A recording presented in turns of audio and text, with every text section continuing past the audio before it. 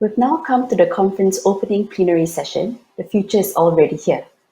The field of precision public health has emerged as a response to the increasing availability of genomics, biobanks, and other sources of big data in healthcare and public health. But genomics is merely a narrow sliver. The pandemic has clearly also accelerated the use of analytics, precision tools, and digital technologies, all of which will have a long-lasting impact beyond the pandemic. So what are the opportunities and challenges for the world ahead? It is both my pleasure and honor to introduce the following speakers and panelists who will be sharing their insights with us this morning. We first have in our lineup of speakers Dr. Harvey Fineberg, who is the president of the Gordon and Becky Moore Foundation. He has devoted most of his academic career to the field of health policy and medical decision-making, and he has held many illustrious appointments in academia and public health. He previously held the presidential chair as a visiting professor at the University of California, San Francisco, and served as the president of the Institute of Medicine and as provost of Harvard University, following 13 years as the dean of Harvard School of Public Health. Next, we have the founding dean of the Vanke School of Public Health at Tsinghua University, Dr. Margaret Chan. Dr. Chan was also the Director General at the World Health Organization. In her 9 years tenure as Director General, she led the global movement on universal health coverage, as well as the responses to global public health crises such as influenza, the Ebola outbreak at Western Africa, and Zika. Last but not least, we have Mr. Andrew Crooke. He has played a pivotal role in New Zealand's Ministry of Health response to COVID-19 pandemic by automating data streams of surveillance information to the ministry to enhance information and the national response. Andrew is the Director of Data and Informatics at the Institute of Environmental Science and Research, New Zealand. He leads his team in managing and administrating several systems, including the National Disease Notification System, as well as delivering interactive dashboards for flu, sexually transmitted infectious, and notifiable diseases such as notifiable disease surveillance. Joining them in the subsequent panel discussion is fellow panelist Professor Teo Yik Ying. Prof Teo is the Dean of the Saucy Hock School of Public Health at NUS. He is no stranger to many of us in Singapore, where we know him as YY. He is concurrently the 𝗖𝗲𝗀𝗍𝗻 Program Leader at the Life Science Institute and an Associate Faculty Member of the Genome Institute of Singapore. YY is internationally recognized for his work in genomics, which focuses on the development and application of mathematical and statistical techniques to understand the genetic causes of human diseases and genetic evolution in populations around the world. This session will be moderated by Professor David Preen, Chair in Public Health at the School of Population and Global Health at the University of Western Australia. He is a leading expert in conducting public health and health services research for more than 15 years. His area of expertise include cancer service delivery, pharmacoecology, chronic disease management, mobility of marginalized populations, and methodological advances in health services research. He holds honorary appointments at the University of Southern Australia and College of Medicine at Swansea University, UK. Without further ado, please join me in welcoming Dr. Harvey Fineberg, President of the Gordon and Becky Moore Foundation, for his presentation. Dr. Fineberg, please. Good morning, good evening. It's a privilege to join these distinguished speakers and panelists and to have the opportunity to speak with you at the opening of this marvelous conference on Precision Public Health Asia. I want to cover 5 areas briefly in these opening remarks.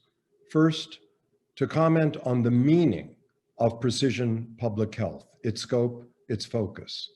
Secondly, to briefly discuss the driving technologies and discoveries that make this field and area of interest so prominent and important today and for the future.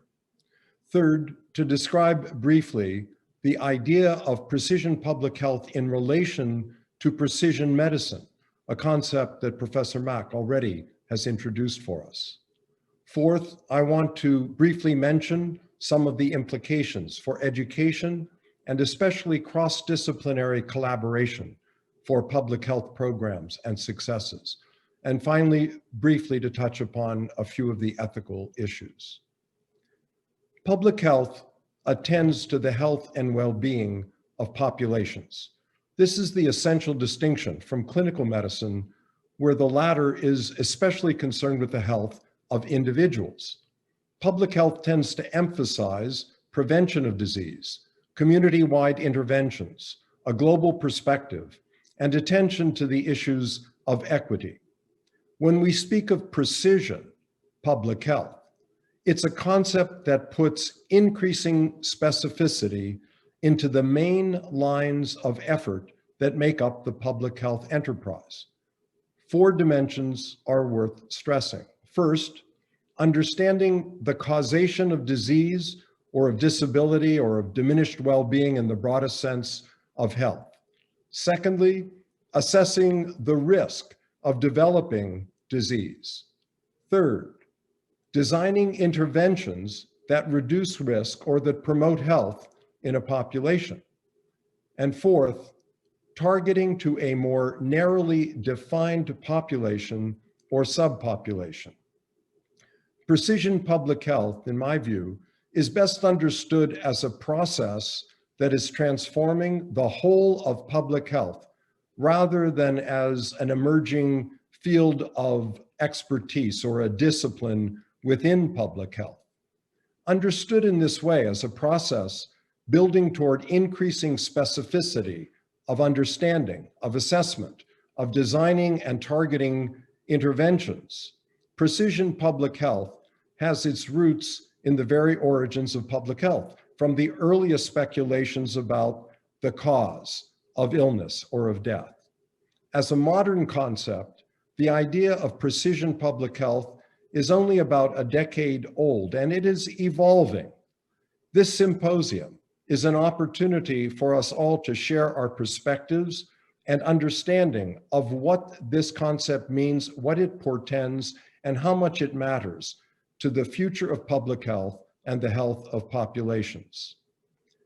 Secondly, the concept of precision public health is made possible by discoveries and new technologies that have radically amplified capacity for detailed understanding of human health, disease risk, response to interventions, and much more. Here, I would like to make note of 4 particular areas. First, computation science and big data.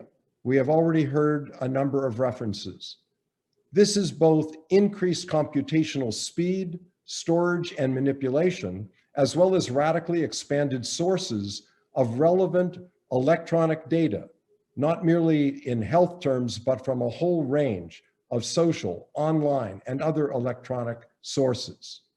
This embraces and is advantaged by the movement of open science, by the emphasis on computational reproducibility in research, and it enables the testing and design of much more complex and comprehensive models within public health. A good example of big data in public health is the burden of disease work led by the Institute for Health Metrics and Evaluation at the University of Washington. This comprehensive, systematic compilation involves 1,800 researchers in more than 180 countries, examining more than 14,000 data sets covering 249 causes of death in 195 countries over a period of decades. That's big data. Second, artificial intelligence and machine learning, tools that are closely related to computational capacity. These have the ability to detect and characterize associations that are beyond the speed or apprehension of the human intellect. This is closely related to other advances, including natural language processing, which is a subfield of artificial intelligence and has opened new vistas for possible disease surveillance and targeting of interventions.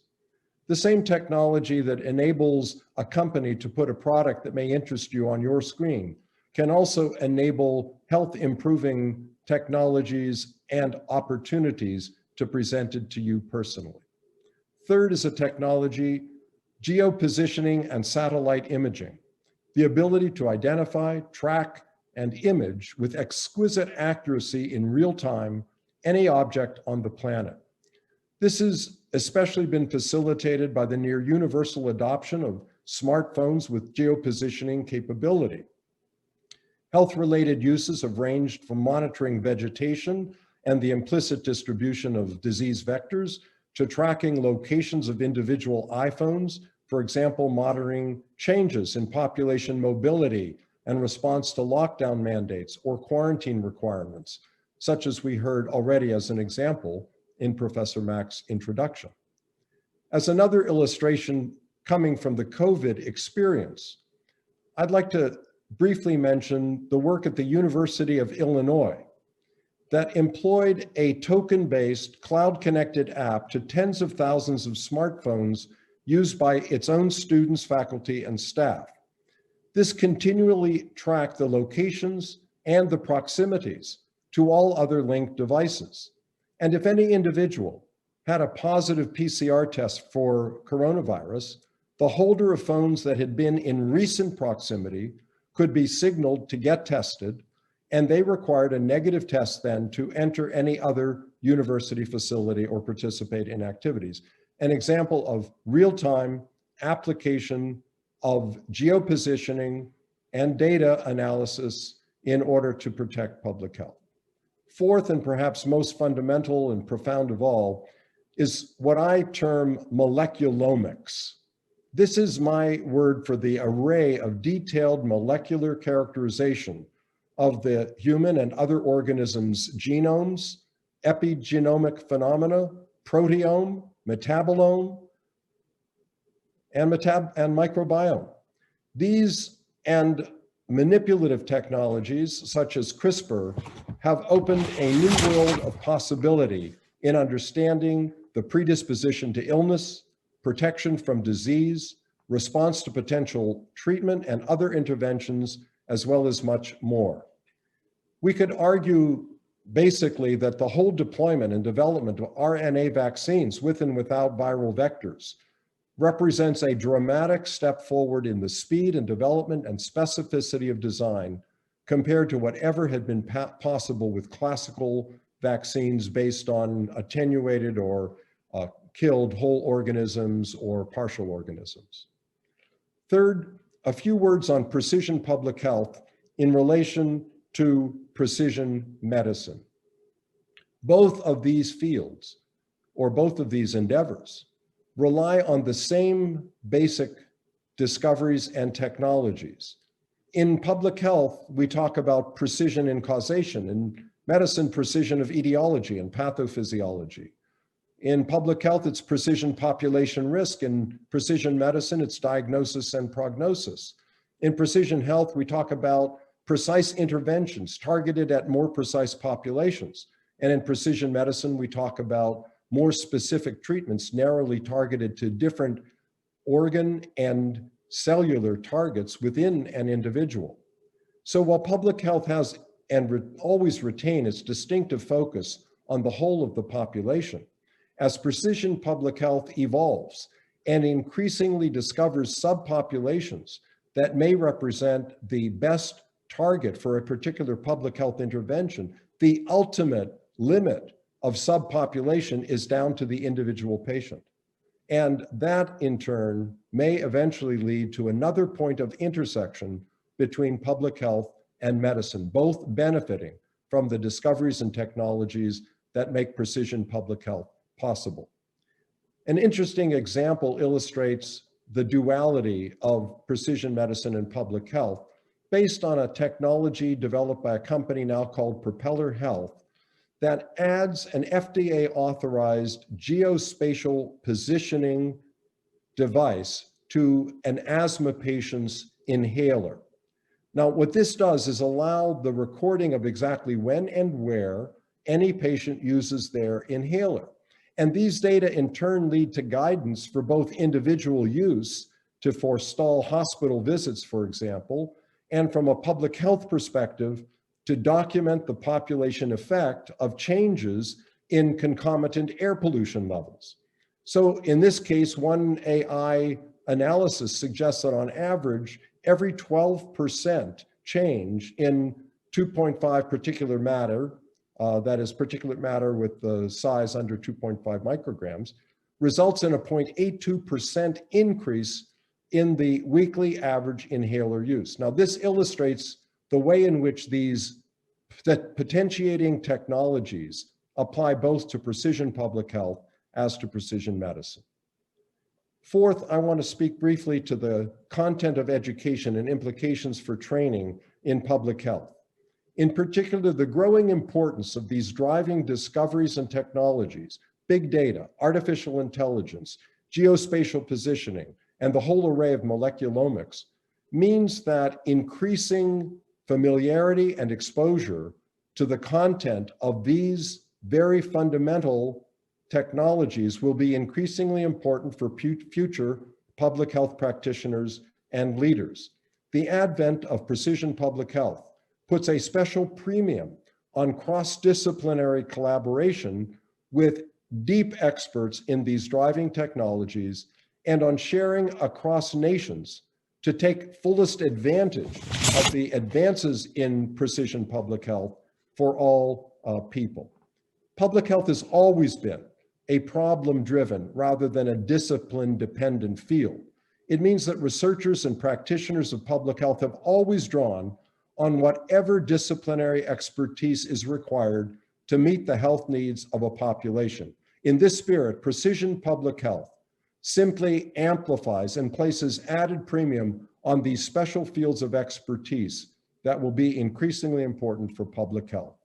And finally, just a word on two ethical implications. Among the most prominent is the issue of equity.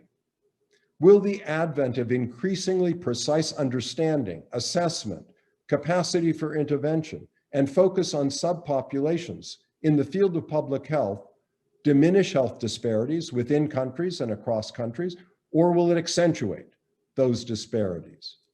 That will depend to a great degree on the way in which new approaches and solutions in public health precisely are developed and made universally applicable and affordable. And a second key ethical concern, again, Professor Mack alluded to, is the issue of privacy, which relates to public trust.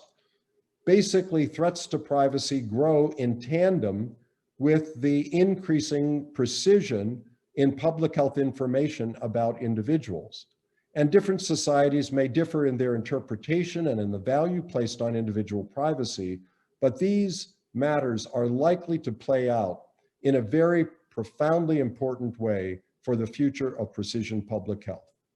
In conclusion, the approach of precision public health is poised for radical expansion, reshaping all of the core functions of public health.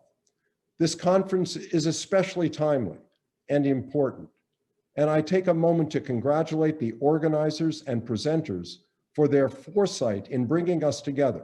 And I look forward to learning from the innovative work that will be presented and from the fresh ideas that will be shared in the coming time together. Thank you very much. Thank you, Dr. Fineberg. Next, we would like to invite Dr. Margaret Chan, Founding Dean of the Vanke School of Public Health at Tsinghua University and former Director General of WHO. Dr. Chan, please. Thank you very much. First and foremost, let me say hello to all of you, all the participants from all over the world, and particularly to my old friends and new friends. And to be honest, I would like to join Harvey Fineberg, my mentor, to congratulate the organizers for this timely and exciting conference. More importantly for me, as a public health policy person, to look at what are the opportunities and the challenges going forward for public health medicine. Now, for me, well, I take great joy as an alumni of the National University of Singapore to join this conference. I'm especially thankful for this opportunity to see so many old and new friends. This is only possible thanks to the comments made by Harvey about the scientific and the technical progress that are driving precision public health. Now, next. My understanding, the second slide. Now, my understanding of precision public health is actually, to simplify it, is the application of new health technologies and innovations like genomic, big data, artificial intelligence, and digital tools, etc., to enhance the precision of public health policies. And I emphasize the word policies and interventions in disease management for the benefit of the health of the people. Now, of course, this slide illustrates some examples on the wide application of health technologies in the management of non-communicable diseases to promote, as previous speakers mentioned, healthy lifestyle, behavioral changes, and for diabetes management. These are just some examples used in NCD management. What about using public health, precision public health in epidemic and pandemic management? I will come back to this very important issue and using COVID-19 as an illustration on the potential of technologies. But at this point, it is important for me to remind all of us that what are the core tenets of public health, population health. And of course, there are many of them. Next.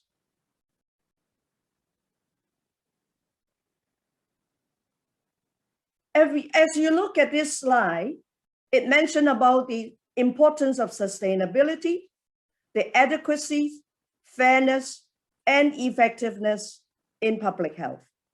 To me, sustainability means actually cost and affordability, and whether or not a country is able to continue to provide that service to benefit the population as a whole. Adequacy, I would love to see the upholding of a certain degree of population health protection. Fairness, in the new language of SDG, Sustainable Development Goal language, is to leave no one behind. Last but not the least is effectiveness.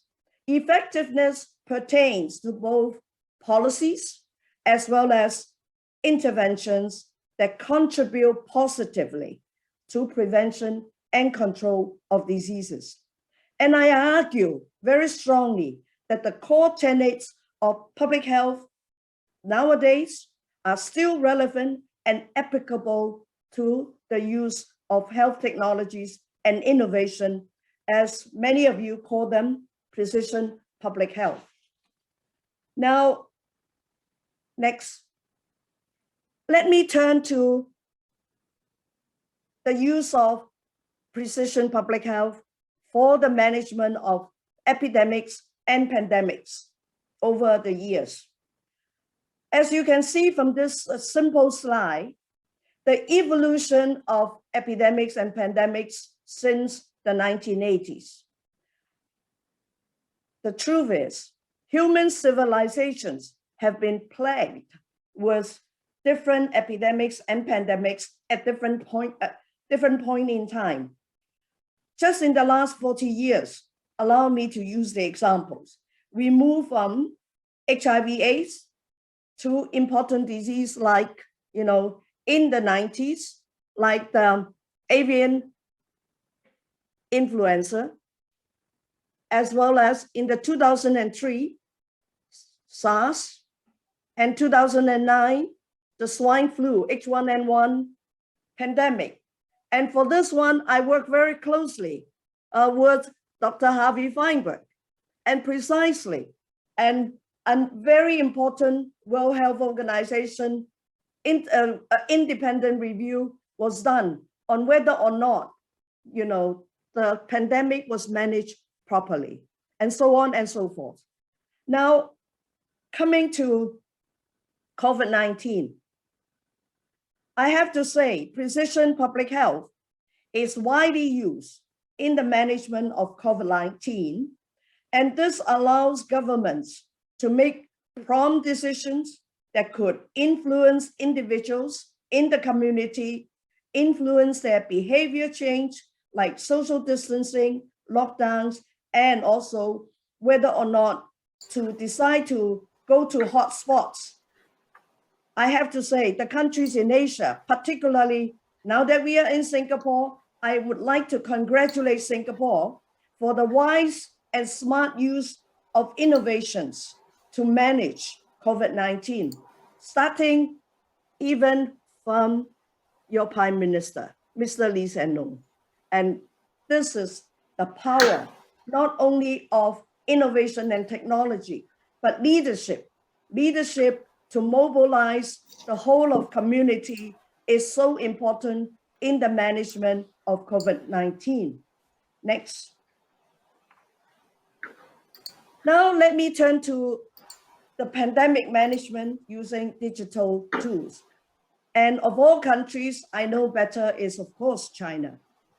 China has actually accelerated the use of big data, artificial intelligence, and digital technology to complement, I have to emphasize, to complement the traditional public health measures in disease surveillance, detection, contact tracing, and quarantine. Now, several observations are worthy of mention. There was unprecedented sharing of data between the public and the private sectors.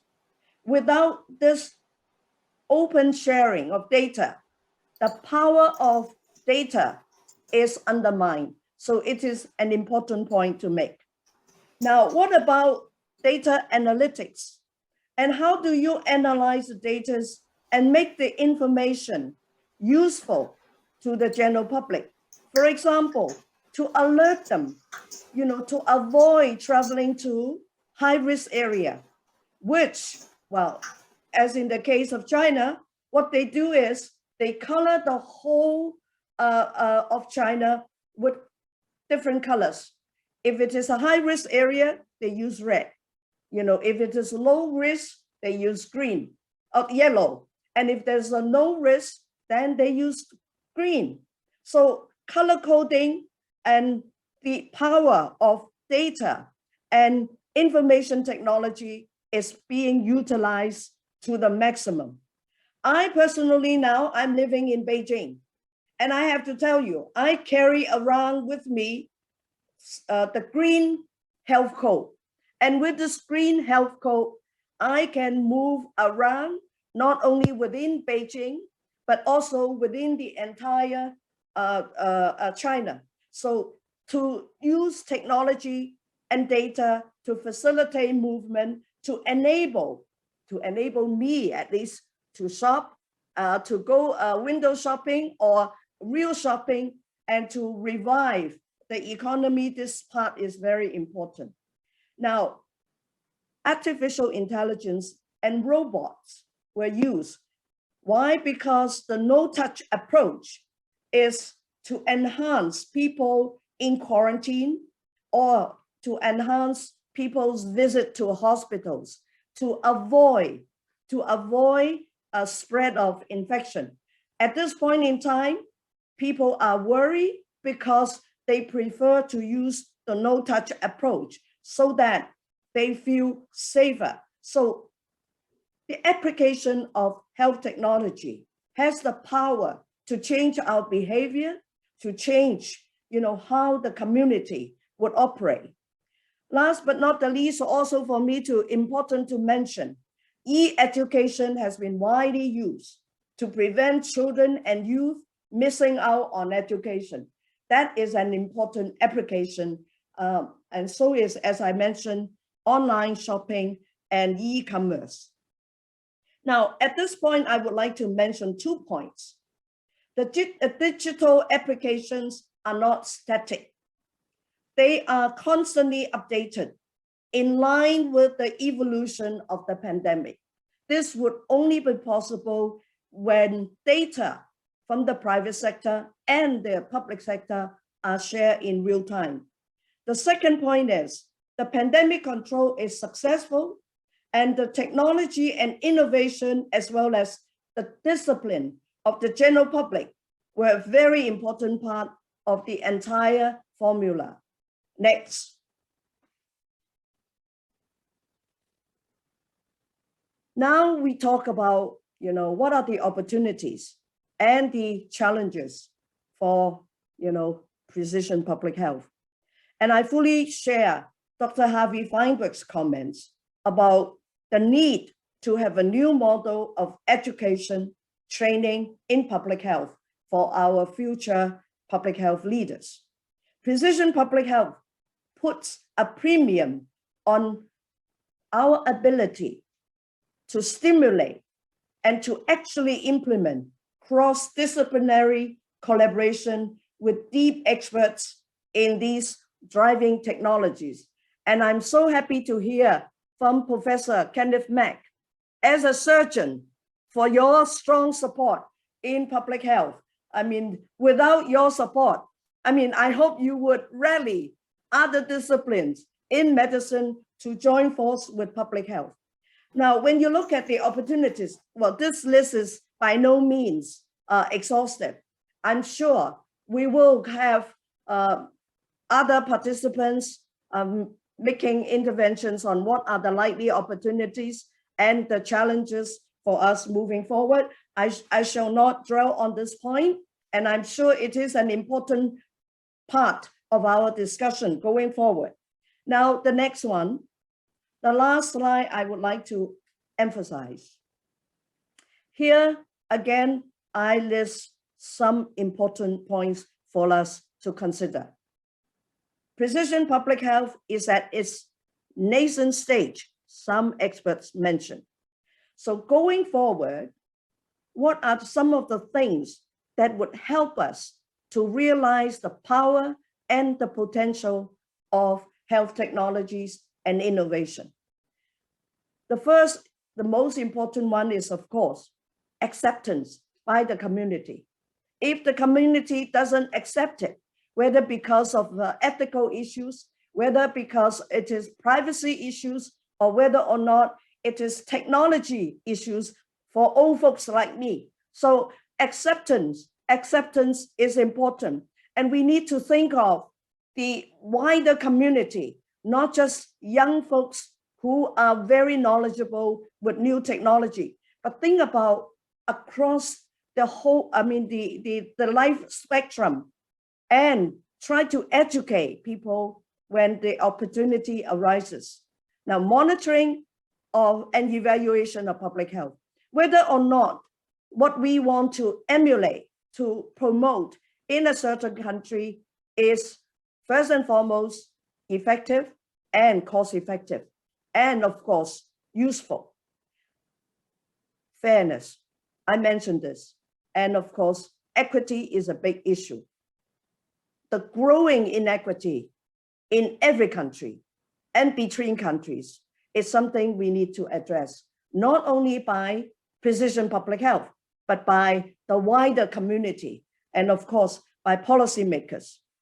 Now, I really believe that the potential of precision public health to promote health, and allow me to quote Dr. Richard Holton, the chief editor of Lancet. And he said, precision public health is about the power of data to improve health and to achieve social justice. And I fully agree with him. And of course, the list of suggestions on going forward are something that are very useful for us. And I believe solutions can be found or created because there is no limits to human ingenuity. So let me once again congratulate the organizers for a timely and exciting conference. Thank you so much for the invitation. Thank you, Dr. Chan. We've had several very engaging presentations by the speakers so far. If you have a question for them and for other panelists, do share them with us via the right-hand side of the screen. But before we move on to the panel discussion, we will now have the final presentation for this session. I would like to invite Mr. Andrew Crooke, Director of Data and Informatics at the Institute of Environmental Science and Research, New Zealand. Andrew, please. Hello, everyone, and I want to thank you for the opportunity to talk to you all today and just share the comments from the other speakers so far about this is a fantastic forum, and really looking forward to the discussions and ongoing presentations, and it's going to be great. So this morning I'm talking about setting up surveillance systems during a pandemic and some of the experiences we've had. If I can have the next slide, please. So just a little bit about ESR. We're a Crown Research Institute in New Zealand, and we specialise in capability in New Zealand under a number of areas: population health, forensics with New Zealand Police, food safety and water quality with the Ministry for Primary Industries in New Zealand. Can I have the next slide, please? I work mainly in the population health space. And with population health, we need effective surveillance for the detection of threats. And this systems and IT systems, it requires good design and implementation of these systems to support this. Can I have the next slide, please? So I'm going to be talking about the COVID-19 response in particular, and obviously when this started in early last year, it became very apparent that we had a real need for real-time data and intelligence, as this was going to be vital into the decisions that made by the government and public health units within New Zealand about how to manage the pandemic moving forward. This required new systems and data pipelines to be set up very quickly, under quite high pressure and very short time frames, and it involved a number of groups working together for the integration of systems and services, and people that even not work together, or certainly not at the pace that was required for this. Next slide, please. Can I have the next slide, please? So we did have systems in place. We had some good surveillance systems. Some of these were electronic with real-time data coming into them. There were some manual systems we had going. And at the time of the starting of the pandemic, we were actually already working on better real-time and predictive systems using AI, machine learning and natural language processing. But these were in their infancy and weren't actually out for proper utilisation yet. Information was not always real time. We had some systems where there was delays in getting the information, and we might only be able to get it in weekly, monthly type data. And there was limited automation of data pipelines in and out of ESR. Can I have the next slide, please? So one of the main systems we have in New Zealand is 𝗣𝗂𝗀𝗃. 𝗣𝗂𝗃 is a notifiable disease database that ESR hosts and develops on behalf of the Ministry of Health. And it collects a lot of notifiable disease information in real time. Some of this is through laboratory notification using HL7 messaging. So when a notifiable disease test is carried out and it's positive, they send instantly an electronic message to 𝗣𝗂𝗃. This can then be used by the public health units. Can I have the next slide, please?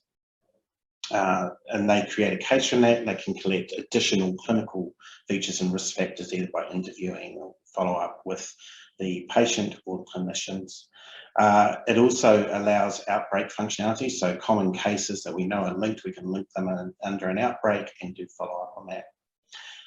It enables ESR to provide a lot of intel already around positive information for monthly, weekly, annual reporting, and feeds into some of our early warning systems. We have the early aberration reporting system called EARS, which we do use, that uses algorithms to flag anomalies, and we've got some development systems that we're working on that we're predominantly using Flu at the time. Can I have the next slide, please? Just a quick screenshot of our 𝗣𝗂𝗃 landing page. We'll move on from that. Next slide, please. And this is a report of our early aberration reporting system with using 𝗙𝗀𝗃 as the example there. Can move to the next slide, please. So we had really good information around positive infectious disease data and around COVID as well, but we didn't get the whole picture of testing within New Zealand. So we weren't getting negative results. We couldn't see that over picture of what was happening around the testing in New Zealand. So we really decided we needed a clinical data repository to collect this information, COVID information. And so we approached Sysmex around their 𝗪𝗓𝗓 solution, which was a clinical data repository. We had it installed in early March 2020. We had it online, actually set up within 2 weeks, but within 4 weeks, we managed to collect COVID data, COVID PCR results from all diagnostic labs through the countries. And most of these labs are delivering it in real time, so instantaneously from when the result was released from the lab, we had it. Some other labs, there's about a 10-minute lag, but there's only a few labs that's happening with, that we're working with to move on to the connected health system that we use. So once this was done though, we started getting really good that information in, the benefits of the system was realised and it's grown. Can I have the next slide, please? So one of the other things we decided, we're getting all this result data in and we're forwarding it through to the ministry and etc., was we had an opportunity to use the e-ordering capability of the 𝗪𝗓𝗓 system. And predominantly we wanted to use this for the border systems. So we worked with the border management systems, the DHBs, to set up a system where a sample, when people come into the country and they're in the managed isolation facility, they have a test scheduled which gets sent through to 𝗪𝗓𝗓. Then the patient presents, they can collect the sample using a phone app and a pre-barcoded sample. So they collect the sample, and at that time, once they've done the collection, the sample goes off to the lab. The electronic order also goes ahead with the lab, to the lab. So the sample is received, already registered, can be resulted, and then once that result's available, it gets sent back to the 𝗪𝗓𝗓 system, sent back to the border system so they know that that's been collected. If it's a negative test, the patient gets a negative text message to say, a message to say that the result is negative instantly. If it's positive, it goes through the proper clinical workflows. So that's been a real efficiency that's gained out of the system, and a completely paperless, contactless system, which is great. Next slide, please. So the secret to all of this really was utilising standards. So in this case, I'm talking about HL7 2.4 we decided to use. We used LOINC coding to code the analytes, and also SNOMED CT coding around resulting. So how we did this was we established a working group that sat down and worked on what standards we were going to use and what our methods of delivery were going to be. The agreeing of these standards and coding steps was essential so that we were getting clean data in that we didn't have to do any extra work on. We also worked closely with the Ministry of Health on formalising this as a proper COVID-19 standard and publishing it on the website so that any lab could pick this up and know how to report to us. Next slide, please. So this meant that we now had quite a bit of data sources we could use. We had laboratory diagnostic testing data from the PCR testing. We had our notifiable disease information that we were collecting, the PHUs were collecting, our sequencing capability, so we had sequencing information. We were also looking at wastewater, so doing testing of wastewater for presence of COVID in the wastewater, and we're doing this mainly at the managed isolation facilities. It was a good indicator for early warnings or what actual sequences, genomic sequences we had in the country. We used Healthline data, which was a phone number that people could call up and say what if they had concerns or what they needed to do around testing, and health stat data. Have the next slide, please. Other data sources we have been pulling in, some are related to our early warning systems that we're developing, pulling emergency data from hospitals using ICD-10 coding. We're getting National Immunisation Register information. We're working through with the vaccination program on getting that data in and how that's going to relate to our surveillance data. For our early warning systems, we've been utilising Google Trends, pharmacy data, and absenteeism data. The prototype around that is actually flu, but we are expanding that to COVID. Next slide, please. So, as I said, the data that we're collecting had a number of places it was used. It was used in the daily reporting of COVID-19 numbers for the Prime Minister and Minister of Health and our Director of Health, the daily stand-ups, and fed into the intelligence that the Ministry was gathering for their decision-making around how to handle the pandemic. So it was a key part of that.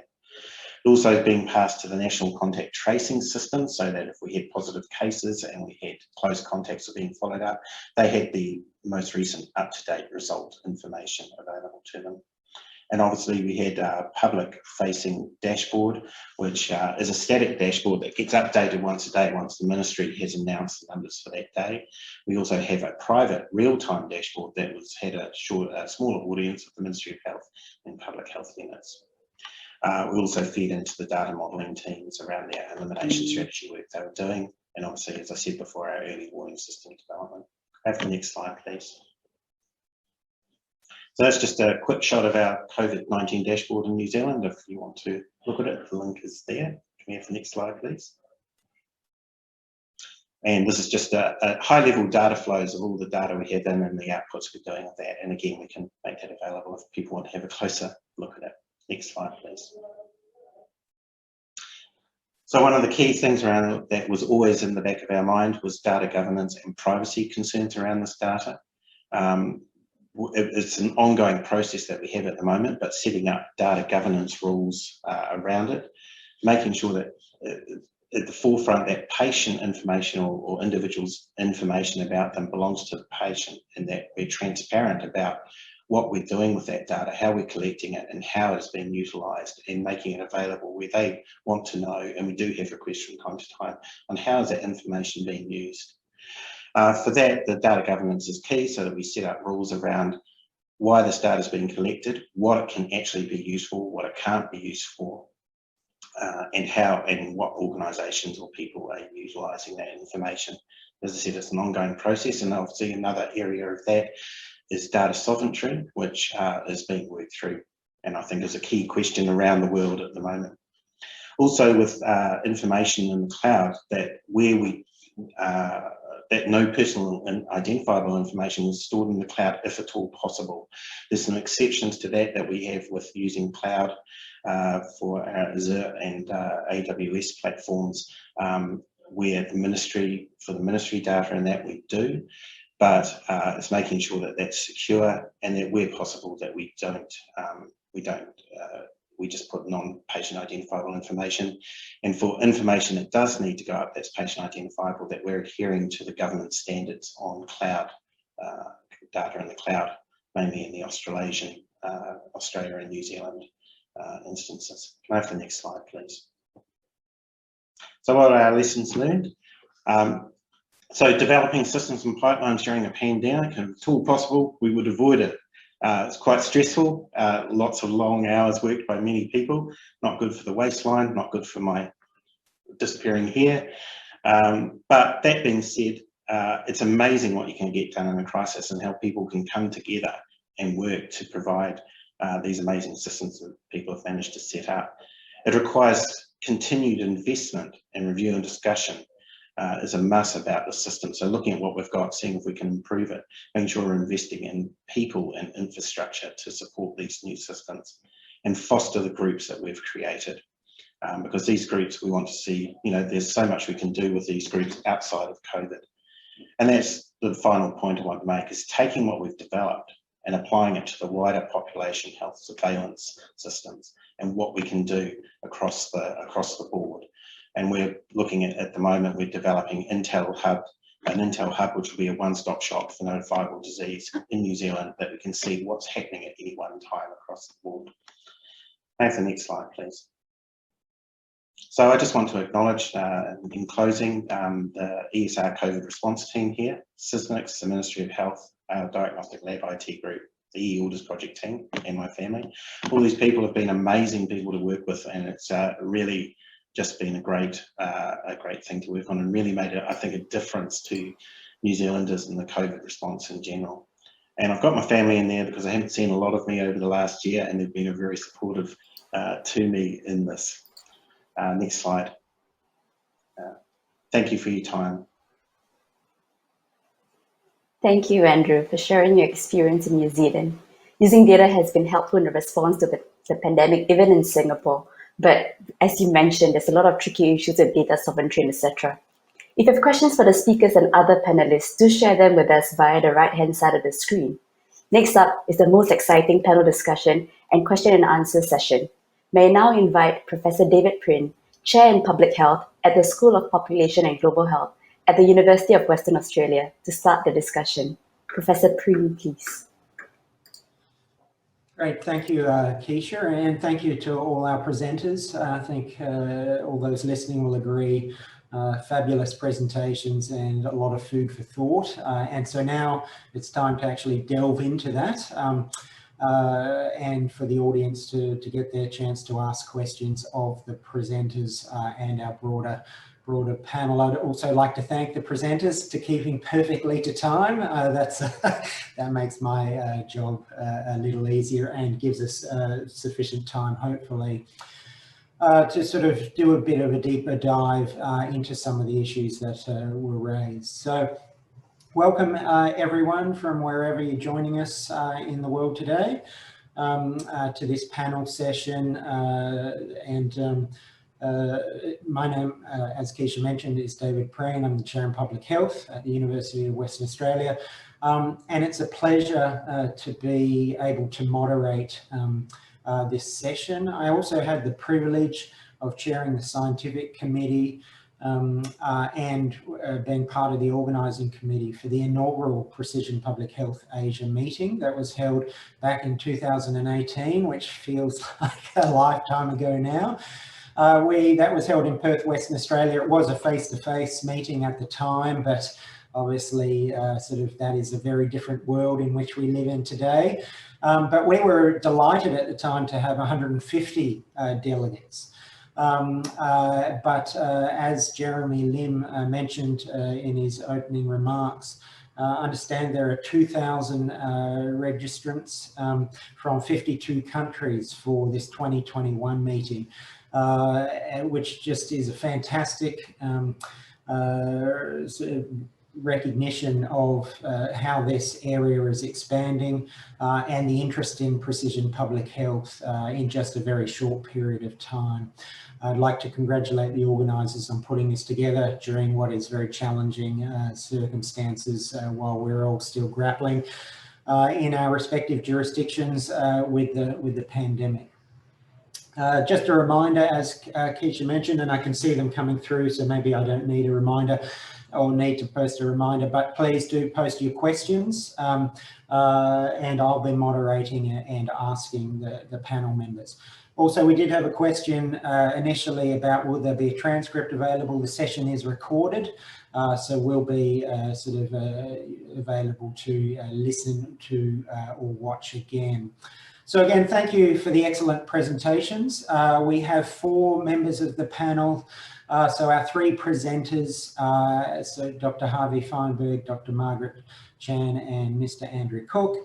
And in addition to that, we also have Professor Teo Yik Ying, affectionately known as 𝗦𝗲𝗀𝗀 to many of us, who will be answering our questions. So I think the first one, which I will, there's been a number of questions come through on this, and it was an area that was touched on by a number of the presenters and Harvey in particular around equity. Precision public health effectively is a double-edged sword when it comes to equity and providing useful information and improving health, because it can target those high needs groups, it can target those hard to reach groups and provide better targeting of interventions or therapeutics, sort of or public policy or population health policy to disadvantaged and marginalised groups in our communities. Of course, it also comes at a cost with new technologies. And so what that means is there may be some countries or health systems, governments that can't afford the new technologies. And so does that actually expand the existing equity gaps that we have between high income and lower to middle income countries? So I might ask 𝗦𝗏 if he is first happy to maybe sort of give his thoughts on that issue, in particular around equity, who should be paying, and how do we ensure going forward that we don't just, sort of drive or create a larger gap between the haves and have-nots in terms of global healthcare. Thanks very much, David. So I think it's great to be sharing this together with Margaret, David, and Andrew. And I think, and Harvey, but I think we've heard a lot about how precision health actually provides better opportunities for what we've been doing traditionally, but with the intent of targeting the interventions, the efforts, be it in health promotion, disease prevention, or even on the delivery of primary and tertiary care services in a better way, such that the people who needs it most at the right time will be able to achieve that. So this concept about equity, it's very similar to traditional public health issues. Dr. Margaret Chan talked about effectiveness and sustainability, because it's very important to always remember that just because an innovation exists, it doesn't mean that it will definitely be effective or even cost effective to be sustained and to be scaled up. And what we've also seen as part of COVID-19 and in many other aspects of public health is that just because an innovation that is cost effective in one country setting may not necessarily translate to the same when we move to another country setting, especially for precision-based approaches. Because we've heard a lot about how Andrew talked about this requires substantial development and investment in infrastructure, in informatics, and more importantly, in the human resource for a country. So when we come back to this issue about equity, this is really where precision methods both have the opportunity to bridge and improve equity or dangerously widen the crack of inequity, because resource-rich countries are able to execute and deliver on some innovation ideas much better, whereas resource-poor countries will really struggle to really even adopt some of these innovations for a small group in the country. So what has happened in reality is that a number of low and middle income countries have depended on official development assistance, or ODAs, to deliver precision-based approaches. For example, the use of gene experts for TB diagnosis, for rapid identification of drug-resistant TB in different parts of the world, or when we think about genomic surveillance of malaria outbreaks to rapidly identify the emergence of drug resistance in parts of the Mekong Basin in Southeast Asia, or even the use of mobile technology to rapidly identify the need and to deliver postnatal care in rural parts of India, which I believe will be the focus on the subsequent sessions on LMICs. But importantly, while such ODAs have been vital to allow many of these LMICs to adopt new technologies, fundamentally, the health systems of these countries have to evolve to a level where these innovations are very much part and parcel of their healthcare delivery. Otherwise, reality is that many LMICs simply will not have the ability to adopt these approaches without compromising on the budget for other parts of national development. The reliance on ODAs, on development assistance funding, becomes even more problematic with some degree of ODA transitioning. And this is when countries suddenly see a drop in development aid funding when the country transits between their status, say from low income to lower middle income. And some countries actually, as part of this transitioning, will no longer be eligible to receive some of the support funding. So ironically, this can result in a decrease in the ability to deliver better health innovations to the people. So this is really the reason why many speakers have highlighted the problem of equity when we start to think about the use of such technologies. So David, you asked me the question on who should pay. Really, for a sustainable approach, it has to be measured in the local country context in terms of the effectiveness and also in terms of whether it is sustainable in the long term for a country to adopt some of these approaches, regardless of whether there is or there isn't ODA, because otherwise the ODA transitioning can result in a lot of inequity cracks that will subsequently be introduced. But for the time being, over back to you, David.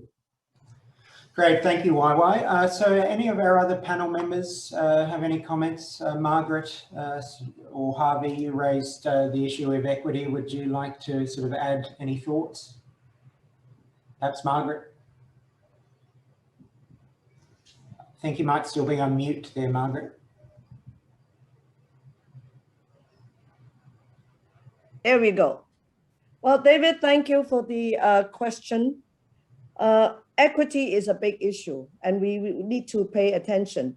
I'm just recalling experience. Think about AIDS. Think about other issues. And I did say that when there is an innovation, when countries cannot afford it, context specificity is an important issue. But the world is a small world, and there are human ingenuity that I mentioned about. We have not leveraged enough on partnership, on ODA, and what you said is correct, but we do need context specificity and see how in that particular low and middle income countries can make best use of ODA or improving their health system as the country evolves and making sure that equity is being addressed. So that's why I put on the last slide, moving forward. There is no lack of examples in public health. Think of malaria, think of AIDS. I mean, in the 80s, AIDS is a disease that, you know, is a sentence to death. But because of innovation, because of, you know, development, not in vaccine, but in therapeutics, it has become an NCD now.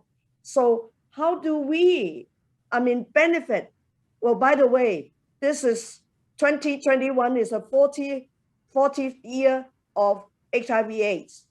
And the long journey has evolved over time, and we are successful in addressing patients with the difficult condition through partnership, through ODA, and thanks to the US government for their generosity in the Global Fund, and also like Bill and Melinda Gates. So I'm just using that as an example to illustrate the importance of partnership, the importance of multilateralism, and the importance of context specificity, and leaving no one behind if that is the objective. Human ingenuity can find solutions. Over to you, David. Thanks, Margaret. And so we might move on just in the interest of time. Or Harvey, did you have something you wanted to add on the equity issue? Just very briefly, equity is closely connected to affordability. And one of the distinguishing features of many of these technologies is that they are introduced at a very high cost, but then over time they become much more efficient and much more capable of being afforded by a wider and wider group. Genomic tracing and identification is a prime example.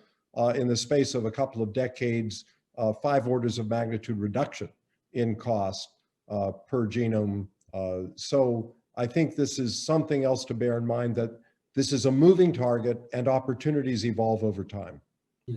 Thank you. And also just to point out with equity, sort of a lot of the discussion is around the difference between countries and sort of high income and lower income countries, but even within countries, and there was a question that's been posted or a comment, issues in terms of private health insurance. For instance, if some technologies or services are available, but they're privately funded through private health insurance, even within our own backyards, potentially there's sort of an equity issue in terms of who can and can't afford it. And especially in a society or in societies where there is a lack of universal health care, that, you know, sort of can be quite quite magnified. So just moving on, we've had a number of questions, and thank you for those that have been posting questions. We'll try and get through most of them, but that might be challenging. But glad to see the level of interest. So a number of questions around the learnings from COVID-19. So the pandemic has set many precedents. Andrew, you talked to this in terms of how that enabled sort of basically government and the health sector to rapidly put in place monitoring systems, as did some of the other speakers. But not just that, there's been a will to move quickly. There's been precedents and the ability to release and access data in very short timeframes, which has not necessarily been the case in many countries. In addition to that, messaging of the importance of public health, etc., is, at the forefront of people's minds at the moment. So and I might start with you, Andrew, and then throw open to others. What are the key learnings, and potential barriers you feel that there might be that we need to be cognizant of from the COVID-19 experience for then taking the next steps, so we just don't go backwards and everything sort of goes back in terms of where we were prior to that. So Andrew, thoughts? Yeah, thanks. I think the key learnings, as I said in my talk, really around how we worked with it, was we knew very early on that we were going to need to be getting this information, and it was getting the right groups together to discuss it. And we had ministry level, we had ESR there, we had a lot of the diagnostic laboratory experts in there in that group as well. But it was more about not dictating about how we approach this problem. It was letting people own it. So, we might come in with ideas. We're thinking about doing this using HL7 2.4 standard loin coding and 𝗏𝗏𝗏.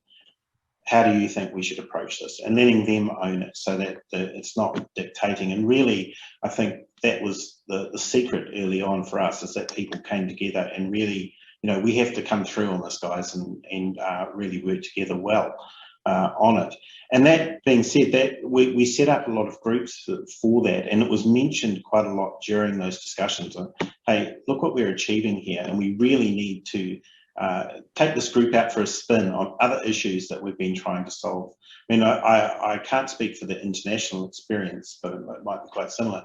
Us trying to get coding standards and things set up in New Zealand. Some of these HL7, loin coding, 𝗏𝗏𝗏, they've been around for years and years. I've been working with them for 20 years. We might get good local uptake of those in regions like Wellington and Auckland, and etc. But getting that national view was really challenging, and people threw up issues around privacy, which are important and that things, but these seem to sort of stifle it. And I think those discussions need to be had and continue to have. But I think I think moving forward, we just need more discussion and collaboration around this, and getting the right people in the room to have the discussions, and also enabling. A lot of it comes back to, unfortunately, as it does, funding, and having the right funding streams to be able to set up these infrastructures, and etc. So I really think it's those groups and discussions, and making just really having good understanding of what's required, and getting the right people in the room for those discussions, and talking to the right groups to enable us, like whether that's at government level or local level. Yeah. Great, thanks, Andrew. So 𝗏𝗏, I understand you've been front and centre with COVID response in Singapore. So sort of any thoughts extending or expanding on Andrew's comments? So the way I see it is there are two aspects that we can look at the issue of what countries can do or can learn from. One is really in terms of global relationships, like what Dr. Margaret Chun has talked about. And secondly is what internally countries can do to prepare themselves. In terms of the global relationships, I think the bits about data sharing, the bits about surveillance system, even right now, as we start talking about vaccination rollouts and the emergence of variants of concerns, those remain just as vital, whether it is before the start of COVID, during COVID or even after COVID, there must be a better surveillance system that is implemented at the sites that are necessary. We talk about the use of genomic surveillances. Right now, we are learning a lot about the emergence of variants of concerns very rapidly, very real time, because we have the technology. But are we deploying this technology at countries which are seeing the greatest degree of outbreak? Even right now, there are countries that are going into lockdown.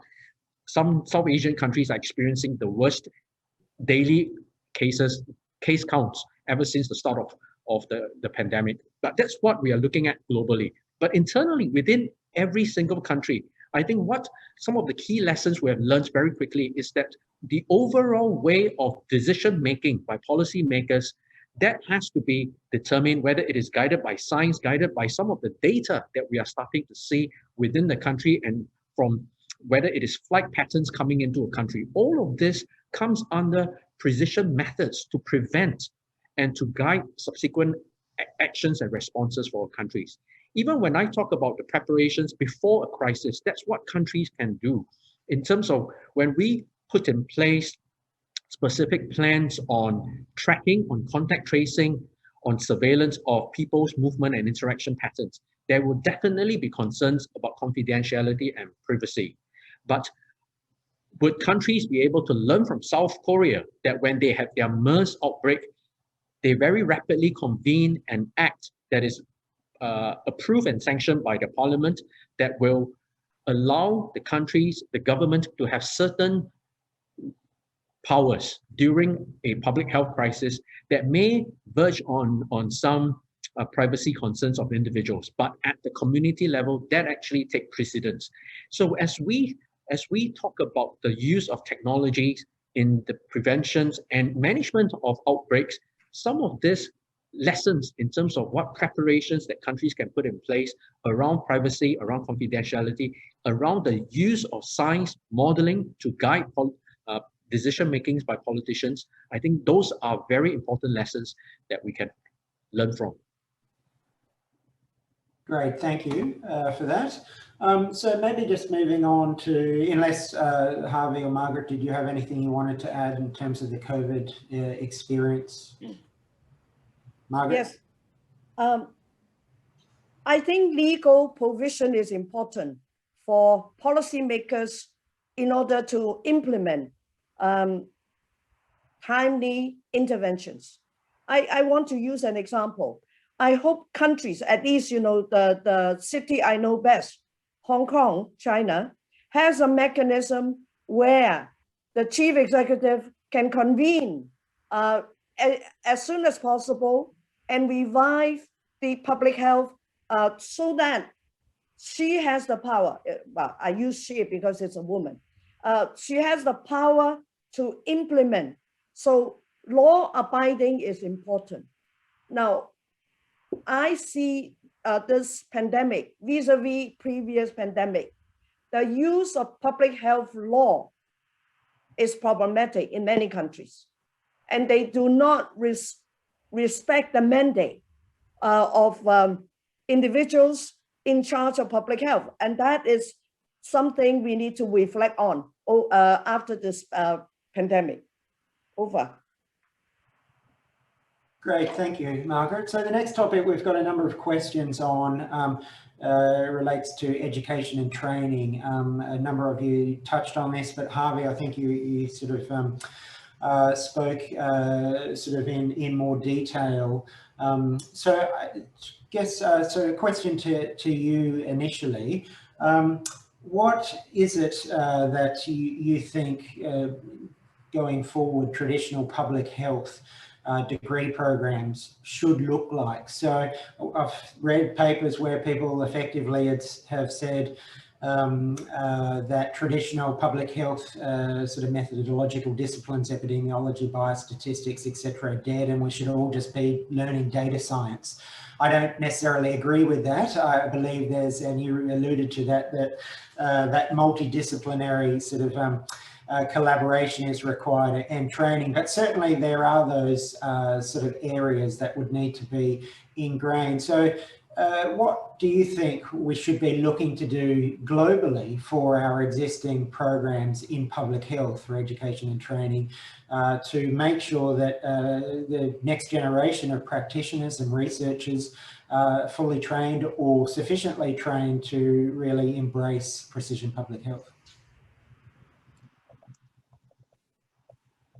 Might be on mute there, Harvey. Thank you. From my vantage point, every future health leader and public health professional really needs to have an increased level of convergence and thinking about the roles of these several technologies to their work, to their thinking, to their policy making, because it expresses itself in so many different levels. So what that means in practice is that an educational program has to provide a degree of familiarity with data systems, with big data, with data display, with the issues around privacy and mobilization and utilization of health data. That every public health practitioner really needs to understand the role and potential for the moleculomic revolution, from genomics, proteomics, all the way through the microbiome and the metabolomics in between. And then you have the other areas of application that are going to be increasingly important, where you have the opportunity, whether it's in the face of a pandemic or dealing with a long-standing chronic disease, whether it's at the level of national planning or at the level of local community implementation, to take advantage of these tools, to use them in creative and innovative ways to meet the health needs of the people we're trying to serve.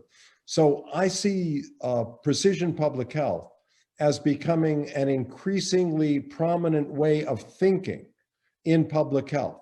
At one level, when it applies to the targeting of populations, it is going to challenge traditional ways of thinking about optimal public health interventions.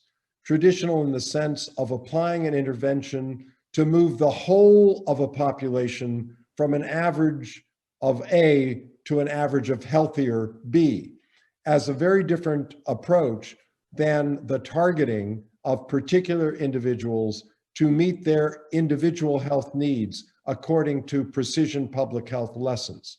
These are going to be not contradictory, but complementary approaches as we proceed to take advantage of all the new tools to advance public health. So in short, David, I see these approaches, the philosophy of precision public health, the technologies of precision public health, the applications of precision public health, as increasingly prominent parts of every public health professional's education.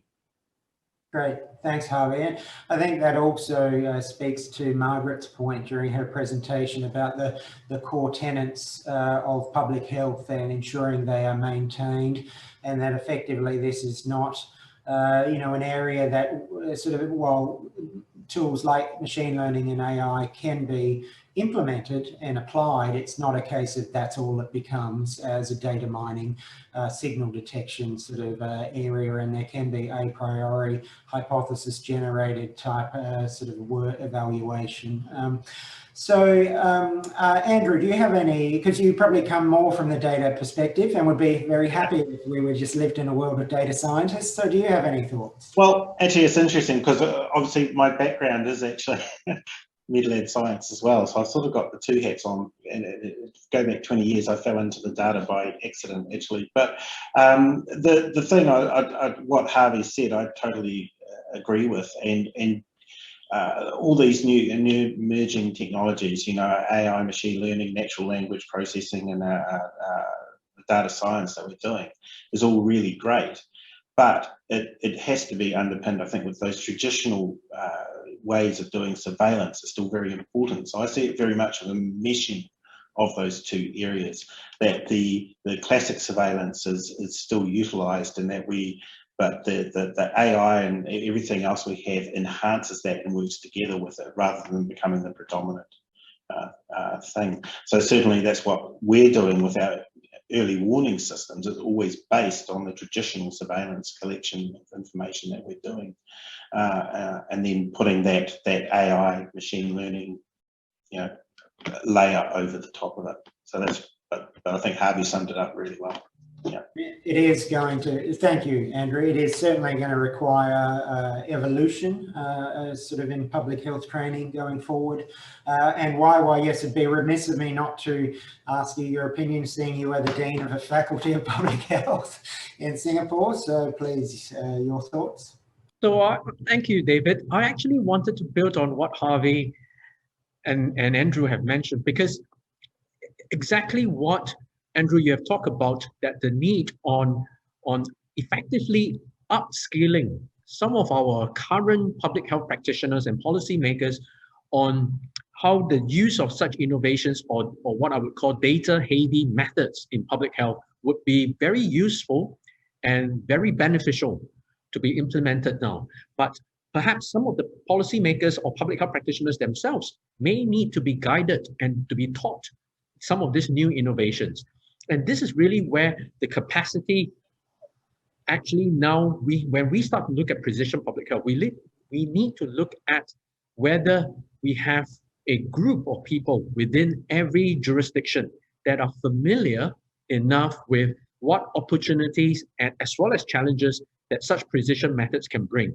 And I think that comes back to how we are going to teach public health to the greater mass out there. And it really goes beyond on-site in-person teaching, because we have seen with COVID-19, many of our teaching actually has translated into an online forum.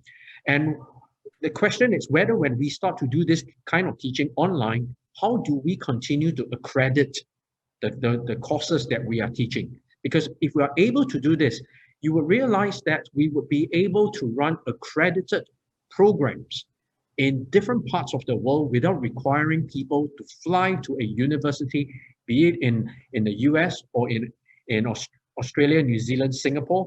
And this tremendously avoids the problem of brain drains. So I really think that we need to look into new models of global public health education that really capitalize on some of the opportunities that technology has to offer. The second point is also on this bit about upskilling current public health practitioners. It is around the context, because I will come back to quite a bit about what I mentioned earlier on, that some of the context specificity, the phrase that Dr. Margaret Chan, you used, it's very important, because when we start to think about innovations, especially around genomic surveillance, would the same capability be deployed equally in different jurisdictions with equal effectiveness? Some of this context becomes very important for policymakers to think about, to think through when they are trying to put in place the appropriate strategies. And this is where I believe that public health really has need to focus on case-based teaching, where we use specific examples of the same approaches in different settings that will really help the students or the participants learn about the importance of context specificity when we think about global public health issues. Over back to you, David. Great, thanks, 𝗲𝗲. And yeah, look, you raised some interesting and important points there in terms of the standardization or consistency of training and education globally, and their potential role or place for accreditation. The other thing I'll mention, which has sort of been sent through to me, which was a question that I was asked to put to the panel, but might move on to just the next topic, is we've been talking about public health training programs becoming or adapting to actually include elements of data science. But should data science programs actually or equally incorporate elements of public health? So that effectively those people also are trained sort of in our discipline, and you know, sort of that is an area we could spend the entire 40 minutes talking about. So I'll move on. So just maybe, what have we got? 11 minutes. So apologies, we won't get to everybody's questions, but another area that has been people have submitted questions on is the interface between public and private systems. And so maybe a question to Margaret, who did touch on this briefly, that for effective and quality and comprehensive precision public health to be successful, it's going to require public and private sector data, and those two sectors who notoriously, you know, aren't great at playing ball together, to come together and share data and so on. So what needs to be done to allow that to occur and to not only allow data access, but to do that while maintaining privacy and confidentiality? So Margaret? Well, David, thank you. I think this is a critical issue. The sharing between the public and the private sector has to be promoted, encouraged, and make it a real thing.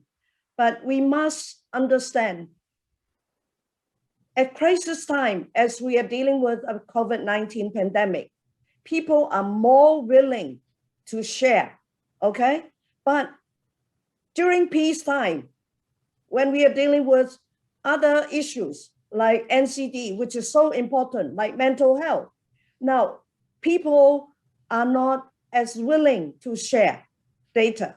Now, number one, we need to look at whether or not governments can come up with some kind of discussions with the two sectors. Well, I mean, government is mostly the public sector, and then discuss with what needs to be done in peacetime and in crisis time. Frankly speaking, you know, my long experience in public health tells me that leaders of the countries vacillating between fear and complacency. During pandemic, during epidemic, the fear of economy downturn and the fear of people losing their lives make governments, you know, much more active, much more agile to discuss with the private sector and sharing. In peacetime, governments move back to complacency.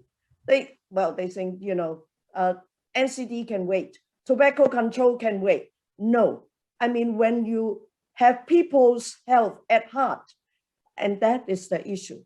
But as I said, health is political. Health is political, as demonstrated time and time again by COVID-19. Can you imagine we have presidents and prime ministers personally involved with COVID-19?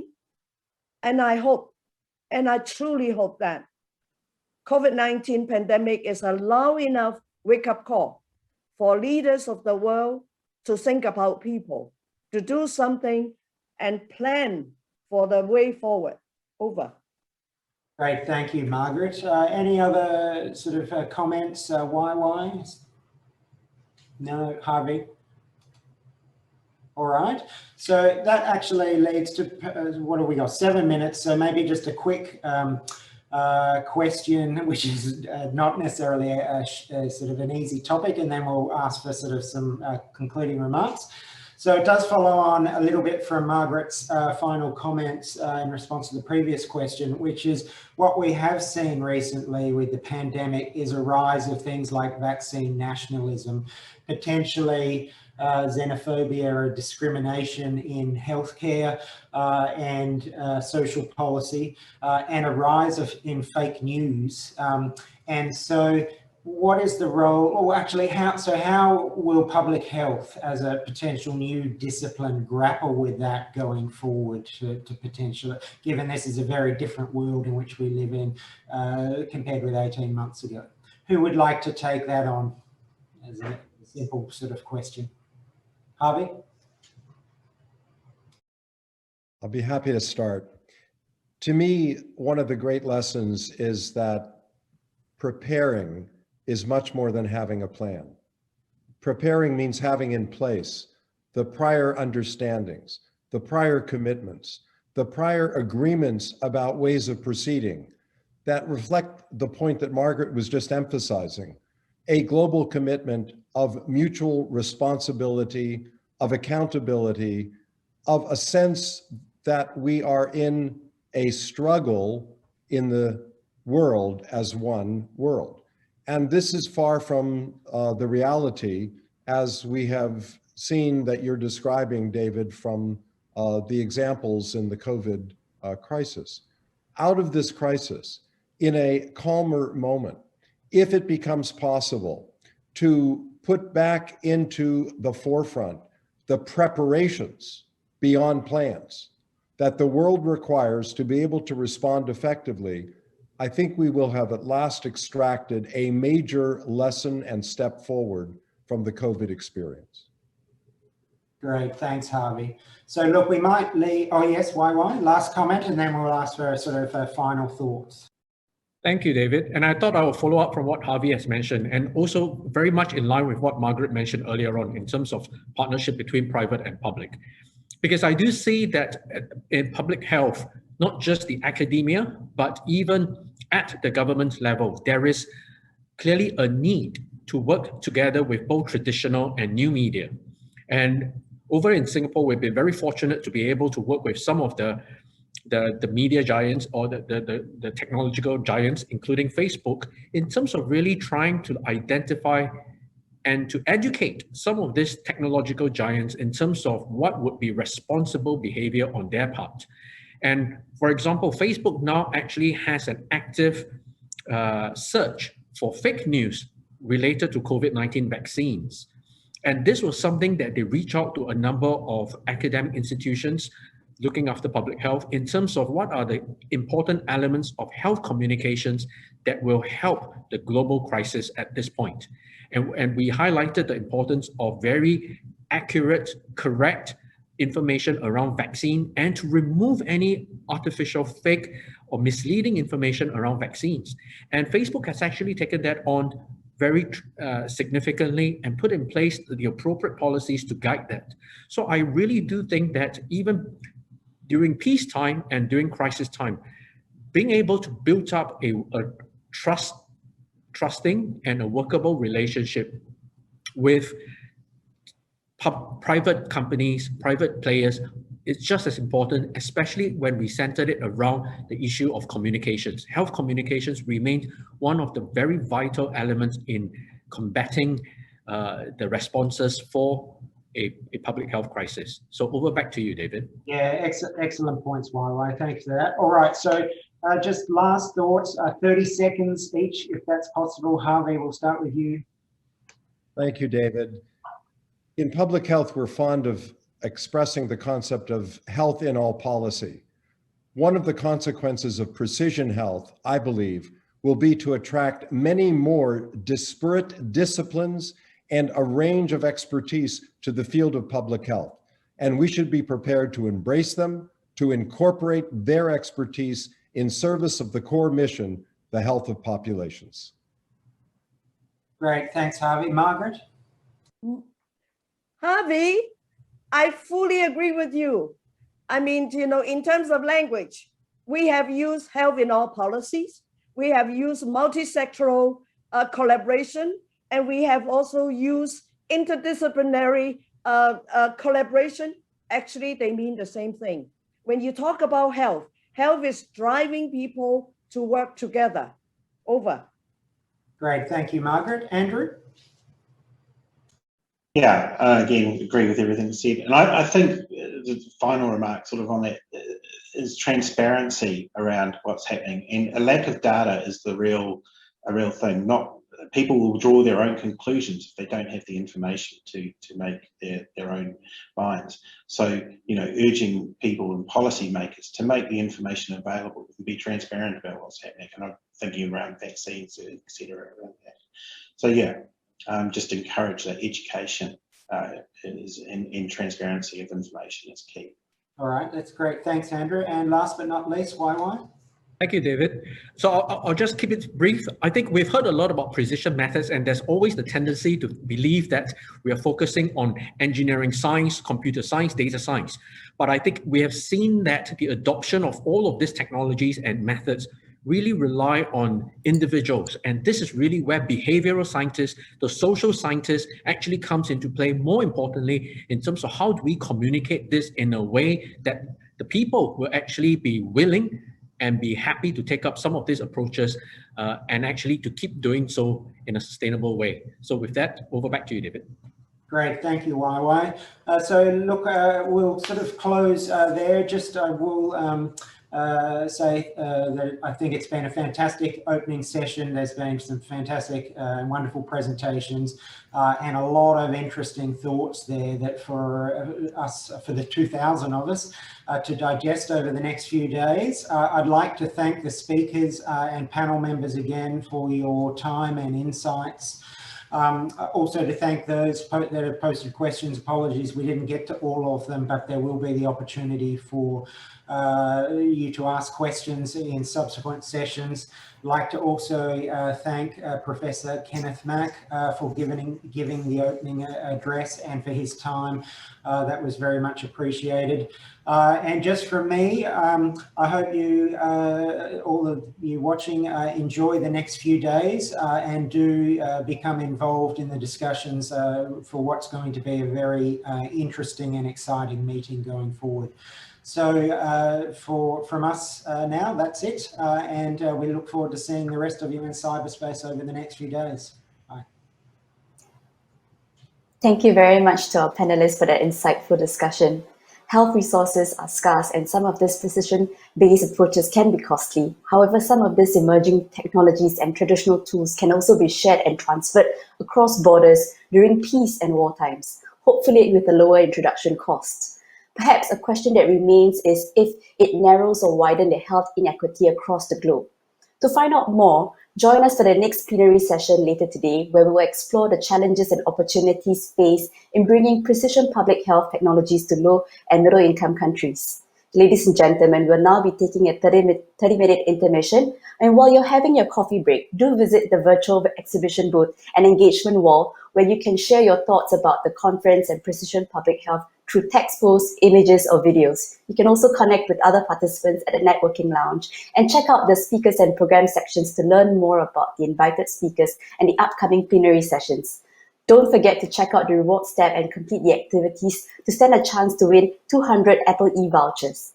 Join the conversation by using the hashtag PPH Asia 2021 if you share any posts about the conference on social media.